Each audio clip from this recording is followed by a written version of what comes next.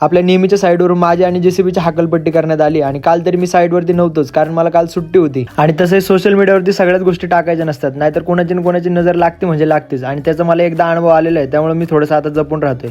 नमस्कार, मी सुजित आणि आपल्या 100K जर्नीच्या नवीन एका व्हिडिओमध्ये तुमचं सगळ्यांचं स्वागत आहे. आणि त्या साईडवरून इकडे यायचं कारण एकच आहे की ह्या साईडवरती पण थोडंसं लेवल करायचं काम होतं आणि साईडवरती बरेचसे जेसीबी चालू आहेत, पण लेवल करायचं खास काम फक्त माझ्या वाट्याला येतं. बाय द हा गोविंद आहे, आमच्या कंपनीमध्ये सगळं सेंटरिंगचं काम करतो आणि त्यात हा सकाळी सकाळी याचा खुराक घेऊन आला होता, त्यामुळे आता कामाची काही चिंताच मिटली होती. आणि या कंपनीच्या बॅक साईडला ड्रेनेज लाईन टाकायची राहिली होती, त्यामुळे हे काम थोडंसं अर्धवट राहून गेलं. आणि कंपनीच्या आतमध्ये ट्रिमिंगचं काम जवळजवळ 90% झालं होतं, त्यामुळे मुरमाच्या गाड्या काही पाठीमागे यायला चान्स नव्हता, म्हणून तर मी जेसीबी घेऊन साईडवरती आलो होतो. एकतर आज सकाळपासून जेसीबी फ्रंट बकेटला चालू होता, त्यात संध्याकाळी शेवटी काम संपलं आणि त्याच्यानंतर गोविंदला म्हटलं एकदा लेवल बाबा चेक करून घे, म्हणजे तुला परत अडचण नको. मागच्या साईडला जे पण त्यांनी काम दाखवलं होतं ते सगळं त्याच्या मनासारखं करून दिलं होतं, फक्त थोडंसं पुढच्या साईडला काम बाकी होतं. आणि सकाळपासून लोडरवरती मशीन चाललं ना, पायाचा डायरेक्ट ठणठण गोपालच होऊन जातो. त्या मायला पोरांचं आयुष्य असं आहे, काम करायची इच्छा नसली तरी काम करावंच लागतं, सांगता पण येत नाही, सहन पण होत नाही, अशातलं झालंय आता आमचं. पुढच्या साईडला जे त्यांनी काम सांगितलं होतं ते सगळं त्याला कंप्लीट करून दिलं, चॅनल बनवलं, त्याच्याकडून सही घेतली आणि त्याच्यानंतर मी पण घरी आलो. तर असा होता आजचा पूर्ण दिवस. चला भेटू उद्याच्या ब्लॉगमध्ये.